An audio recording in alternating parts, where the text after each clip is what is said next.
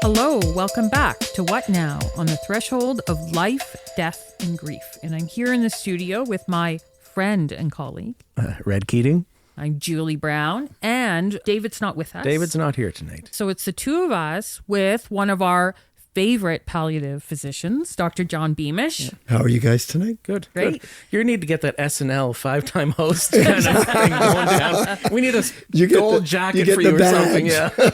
When we thought about the topic that we wanted to discuss for this episode, we just knew that we wanted to invite John back. So thank you so much for coming back. My pleasure. Yeah, and this is a conversation I think we've been waiting to have for a while. And tonight we're just going to see if we can just open up and have a free-flowing conversation about what the process of dying is like. The person who is dying is experiencing one thing, and that the family is witnessing that and experiencing another. And sometimes the two things don't necessarily always jive together well, with the family with a lot of questions about what's going on. And I'm thinking about things like hydration and eating. And so we'd like to just open up the conversation and pick your brain a little bit about what's happening in those two different worlds, because there is sort of the witnessing and the experiencing. I mean, both are an experience, but the idea that there's the person who's experiencing dying and then those experiencing the witnessing of that person dying and the different needs and how they can conflict. Yeah, conflict for sure. Let's look at sort of two phases. There's early in the illness when you're struggling with let's say cancer, and then there's the actual days of dying. Right. The last 3, 4, 5 days. So early on in the process, it is very, very common to lose your appetite. Mm-hmm. And we've all experienced that. Right. And it's not that the person doesn't want to eat. It's that they just can't eat. They feel unwell when they eat. What's happening there physiologically? Yeah, it's no one knows for sure. There's a couple of schools of thought. One is that the cancer itself produces toxins and byproducts that suppress your appetite. Okay. But another interesting and intriguing theory is that it's the body's self-protection mechanism. So cancers are catabolic. That means they use a lot of energy to grow. So if you're starving the cancer, your body is protecting itself. Ah. Now, no one knows which of those theories is true, but I think there may be a bit of truth in both. Mm-hmm. Right. Mm-hmm. So you lose your appetite. You don't feel like eating. And sometimes even the thought of food feels repulsive to you. Now, this is really hard for families because in our culture, in almost every culture, eating and providing food is an act of love and an act of community and an act of communion. And to have someone not participate in that, it feels like an affront and feels like a loss. Mm-hmm. So I think families have to understand that the person is not doing it willfully and on purpose. They just don't feel like eating. Right. Now, interesting, they can still participate and often love participating in the culture of eating. So they can still come to the table. They can be there for the conversation. They might have a sip of wine. They can still be part. Sometimes they will enjoy just a mouthful. They might not even swallow it, but just for taste, So I think families have to be creative and be open that there may be other ways to be part of a meal without actually eating. So sometimes what I have seen, John, is like where a family member is kind of seeing that as the person not trying to get better or not trying to build up their strength. Yeah. And that's really hard for them. Yeah. It is very hard. And I think it's not really an act of will. It's not an act of not wanting to. It's an act of not being able to. Right. It's like not a choice. It's not a choice. But the family members experiencing it, like, why doesn't dad just want to, like, I don't care if he doesn't want to eat. Why doesn't he just eat? Because he needs to get energy back. Yeah. Because you feel unwell when you eat. You feel worse when you eat, when you're in the throes of cancer.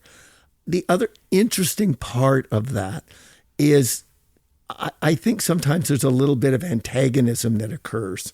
You're trying to make them eat, they won't eat. It's easier to talk about food than it is about dying. Mm-hmm. So, you as family, you're feeling bereft, you're feeling distressed. It's hard to talk with the person who's dying about that, but you can talk with them about their food. And it becomes an outlet for some of that frustration. Mm-hmm. I used to, earlier in my practice, be very quick to reassure people. Oh, no, they're not hungry. It's okay. Everything's fine. Everything's fine. Missing the point that everything is not fine. Yeah. The person is dying. The family is distressed. And you have to allow that expression of distress to come out. Mm-hmm. I have this memory as you're talking where I've just seen family members go to great lengths. Like, I'm going to drive to Campbellford and buy your favorite donut. Yeah. Because maybe if I bring back your donut, you'll eat. Yeah. And your point being is like, yeah, that go, that's really about the underlying distress of it all. And you can reframe the trip to Campbellford as an act of love. Sure. That's what it is. You're trying to show your love and your concern. Mm-hmm. You're just working with someone who doesn't want it and feels worse when they have it. Mm-hmm. Well, if you're not eating, you must be dying, and that underlying message. The other thing that I've seen too is that folks that will say the person who's dying will say, yeah, they would like this tonight if there's they're going to cook, and then that gets cooked and it gets sat down in front of them, and they eat one bite, and then they can't eat anymore, and then that can create frustration with the person who is trying to feed and cook and love that person and give them the nourishment that they need to live, and then they sort of push it away after one bite, even though they requested that particular meal. Red, you've sparked two thoughts. One is it takes a long, long time to starve to death. Right. And we miss that. Right. That to go without solid nutrition takes months to die. You do not die quickly. Fluid is a whole other issue, and we'll get to that. Right. And then the other thing is to reframe that for families that, you know what, they had one bite. They appreciated it. They enjoyed that. They came to the table. They were part of your family community. They were able to do that and focus on that, not what they didn't eat, but what they did do. Right. Yeah. You remind me of a friend of ours who died a few years back, and toward the end, what she really wanted was French fries. That's what she really wanted to eat. And they would take her French fries and she'd eat two. Best French fries I'd ever eaten. There's a whole pack of French fries sitting there, but she'd have two, and oh my God, they were the best. Yeah. She ordered soup one day. She was in hospice, and the soup came. That's what she wanted, and she had one spoon of soup. Yeah. Best soup she'd ever eaten. Yeah. Yeah. If you looked at it and saw the full bowl, you'd go, well, you didn't eat any of it. And but I ate enough to know that was the best soup I've ever eaten. In that moment. And don't be distracted by quantity. Yeah. Enjoy the quality of the experience. Yeah. Absolutely true. I know that my lay understanding of a tumor, or what cancer actually is probably not clearly where you're at. But my understanding is they're really sort of blood rich. They take a lot of energy to grow. And I'm just wondering if it's at all possible that when we're talking about eating and nutrition, that when we eat, that food is actually going to feed the cancer more than maybe give the body the nutrition that we normally think eating does. Well, as we were reflecting earlier, that one theory is that the loss of appetite is self-protective on the part of the body to try and starve the tumor and slow its growth down. And I think there may well be some truth to that. There were some interesting studies done 20 years or so ago where they were worried about people not eating with cancer, and they gave them intravenous nutrition to try and enhance their nutritional status. And the unexpected finding was that those who had the extra nutrition died sooner than those who did not have the extra nutrition. Yeah. So you begin to wonder, what is the role of too much food, too much? And I think we need to respect the process. And if someone doesn't want to eat, respect that. That the body has its own wisdom. It has its own wisdom. Yeah. Now, As we get to the next phase, which is when you're actively dying, the body starts to shut down. And the first thing to go is any desire for nutrition at all. And if you try to eat, you feel worse. And then as you get closer to the moment of death, you lose your thirst. And it's not as though you're refusing to eat. Your body has a self-protective mechanism, and you don't experience thirst the way we would if we went a day and a half without drinking. So these self-protective mechanisms are getting the body ready to die. Do we understand why? No. But over time, I've realized the body likes to die dehydrated. If you try to give it too much fluid, it goes where you don't want it. It pools in the lungs and makes the death more difficult. It pools in the limbs and makes moving more difficult. So that's why we don't do intravenous supplementation with fluid. Right. Because the body does not want the fluid, and it will go where we don't want it and make the death, in fact, more difficult. I think that's so important to hear. Yeah.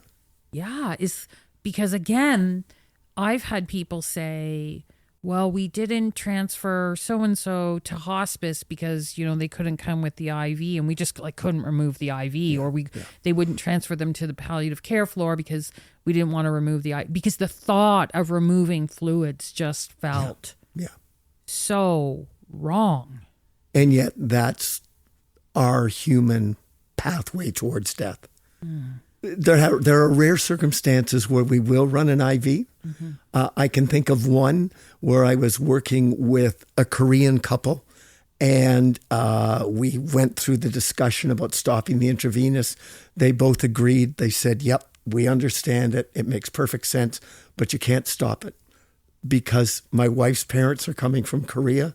They will never understand this concept. We must run the IV. So we did. We ran it slowly, but that IV was running. Right. Right. This is so, I think, key for people to understand. The body's trying to do something natural, and we don't always necessarily, when we in our medical world, see death as a natural process, and that there's a natural rhythm and there's a natural sort of pathway and expectation that the body has as it shuts down. Yeah. And some of these things that we have equated with love and life and nurturing actually sort of interfere and get in the way of that natural process. They do. And rightfully, as families, we experience that as separation. Yes. Right. And it is a separation. The person is already starting to leave us before they take their last breath. Yes. And that's what we're seeing with that loss of appetite, loss of thirst. Yeah. I think it's so important for people to hear that the cancer itself might be releasing some type of enzyme that reduces appetite. It's not a choice. It's not a choice. That fluid and liquids go to at the wrong time, go to the wrong places and actually complicate what's actually happening. The other thing earlier on in your illness experience is people get too upset about the amount of fluid that is required. So if you're bedridden, lying in bed, not expending a lot of energy, you can get by easily on a liter a day. That's not a lot of fluid. And if you take a straw and a sip of fluid every 15, 20 minutes, you get that liter in pretty easily without feeling burdened by taking on too much fluid. Right. So early in the process, you can get fluid in, but it doesn't need to be gallons. It's just a little bit of fluid to keep the system going. John, you mentioned when we were saying earlier on versus, coming closer to death, more actively dying. What else are you watching for? Are you noticing maybe as a physician that tells you we're moving into that phase where we're more in the active dying process? So it's very common in the 2-3 days before the person dies for you to see confusion. And I often will warn families because the person will be delirious and they will say some things that are completely out of character. And family members can be very hurt by that. And I think it's important for them to realize that it's the cancer and the disease talking, not the person, that their brain is not functioning as the whole person they once were. And what you're seeing are side effects of the illness. So that confusion, sometimes you'll see agitation. About 1 in 10 deaths is very agitated. The person is restless. And that, again, is a very bumpy road for people to sit and watch at the bedside. And palliative care is very good at using sedation in that setting to try and take that distress away. Can you speak more about the role of sedation and its function? Because I've seen agitation, we've seen pain that is intolerable. And when the balance sort of goes toward medication in terms of if we medicate any more, the person will pretty much be asleep. Right. And what that's like for families and how do you know when you're at that point? Well, it's a conversation. You're talking all the time to the family. And you're recognizing that there comes a point where the only way to manage the distress is with increased sedation. And the goal is not to hasten death. The person's dying anyway. The goal is to make that death more gentle and peaceful. The studies done on sedation do not show that it speeds up dying. It changes the trajectory, changes the course, but agitation is a very bad prognostic sign. And if someone is very agitated, they do not have long to live. So I'm putting you on the spot with something, but with agitation, do you think that that's purely a physical progression of the dying process or the disease? Or do you think there could be something psychically going on with agitation? Do you have an opinion about that? I'll be honest, I don't know. Yeah. It would not surprise me if there are psychic issues in some people that are unresolved and are driving the agitation. Yeah, I was just wondering that. At a certain point, a gentleman I knew that was dying, and there had been a lot of suppression through his life of some very, very traumatic events. And somebody else just said to me, you wonder about all of that agitation, all this stuff bubbling up when there's just been such active suppression as an adaptive coping strategy throughout their life. I mean, I know we don't know the answer to that. I just wondered if you had an opinion about it. I think it's quite plausible. The brain does some weird things as the end of life approaches. You know, we've all heard of people who revert to their mother tongue, even though they haven't spoken it for 20, 30 years. Yeah. But they revert in their last days to their mother tongue. So the brain does some very interesting things. I'm sitting here and I'm thinking about people that we don't, I think, often think about in these conversations. And I'm thinking about the nurses. And you are, providing medication that is creating a sedative effect. The person may be asleep.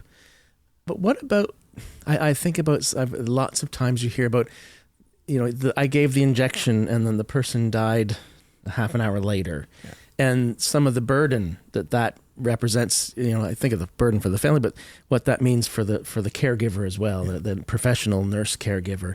Any thoughts about that in terms of when a person is toward that end? And sometimes I've heard nurses talk about the guilt that they felt because they gave the last needle. Yeah. I think the last needle never kills the patient. It's the disease that kills the patient.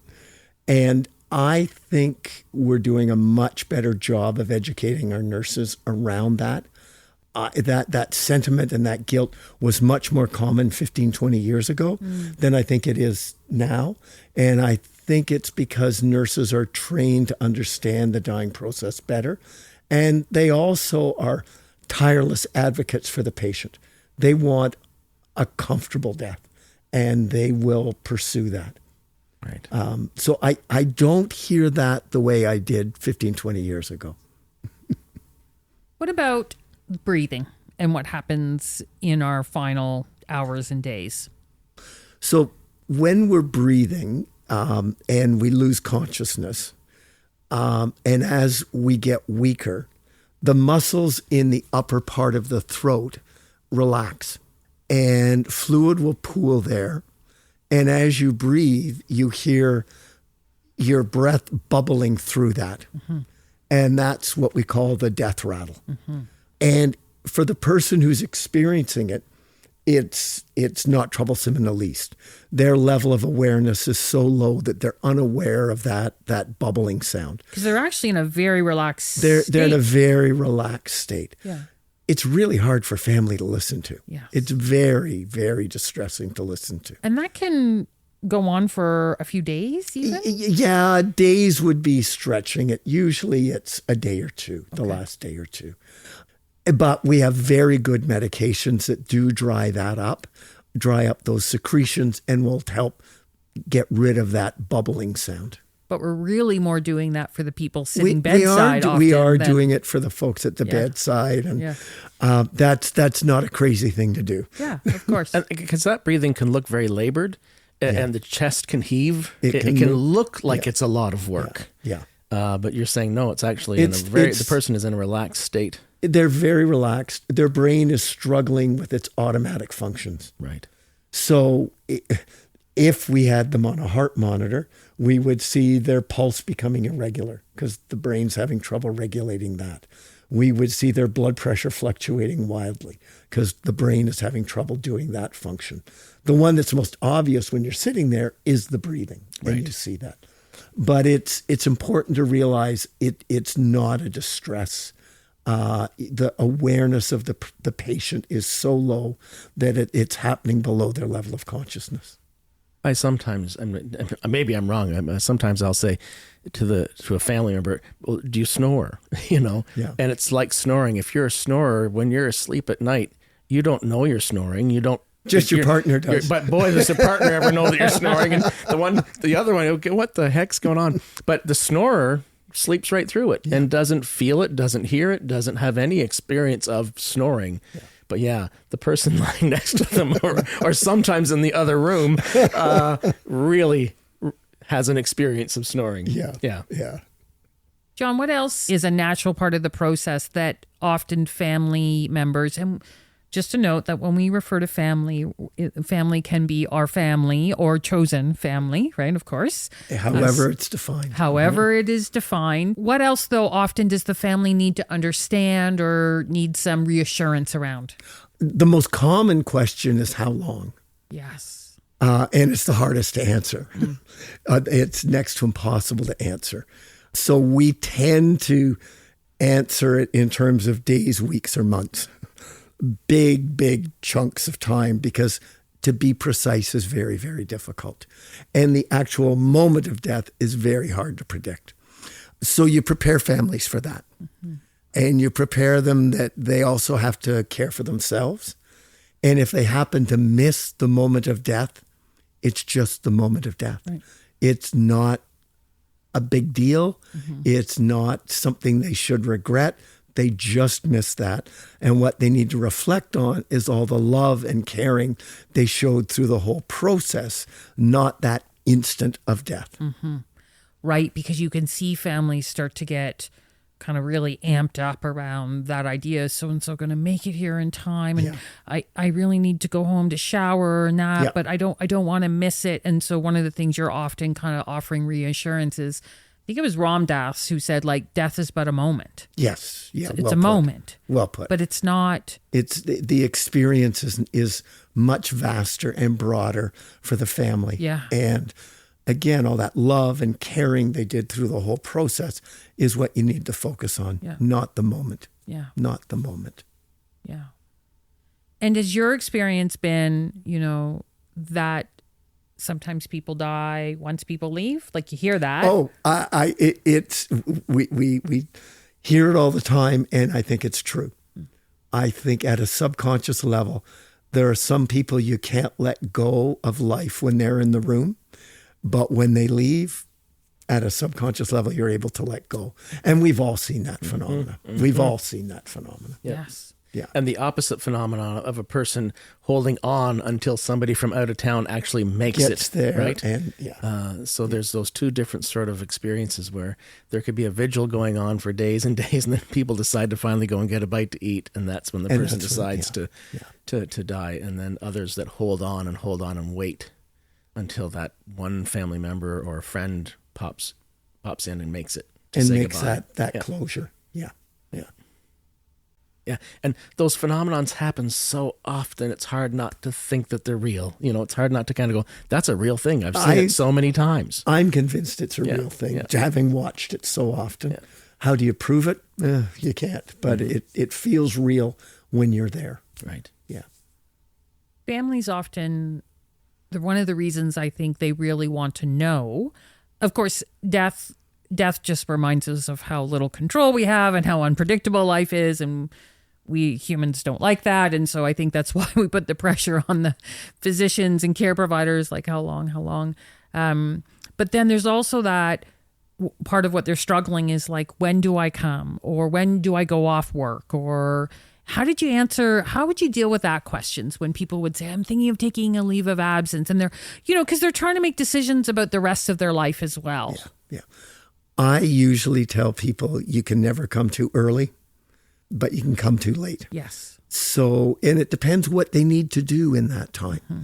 If they need to have a final conversation, clear the air, give forgiveness, ask for forgiveness, well, you better come early because you don't know how long the person's going to be able to do it. Yeah. If you've had that conversation and you're very much at peace with the death, with the fact the person is dying, then you might not need to be there as much. So it depends first, what's your need? Why do you need to be at the bedside? Mm-hmm. But I've never had anyone say, I really regret coming early to the bedside. Yeah.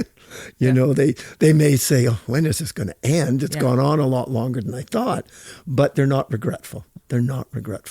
Something that the death of my own father taught me that I have passed on to many clients when they're trying to make a decision about when to go off work or whatnot is, I say, it's not just about them. It's about what's the experience you want to give yourself. Yes. And I've shared the experience that for me, for many weeks prior to his death, I tried to have a foot in both worlds. I was still trying to work. I was still trying to show up as mom and do all of these things for my kids and whatnot. And I had no regrets about the care that I provided him and how I showed it up for him. But I did have a regret when he died about the experience I gave myself, that I was so stretched, so thin. Mm-hmm. And in his final days, I do remember being like, okay, I'm all in. Like, I'm not leaving the hospital. I am here. This is where I want to be. This is where I need to be. But there was this feeling of like, why did you insist, Julie, on trying to keep all those other balls in the air for as long as you did? Why didn't you just give yourself permission to have been here a week ago, just to kind of like sink into the experience? And I mean, I know why, because I know myself and everything, but that is something I say to people. There's what you want for them, but what do you want for yourself? Yeah. What kind of time do you want for yourself there? And those around us understand that, and that's their gift to us. Mm-hmm. You know what, Mom?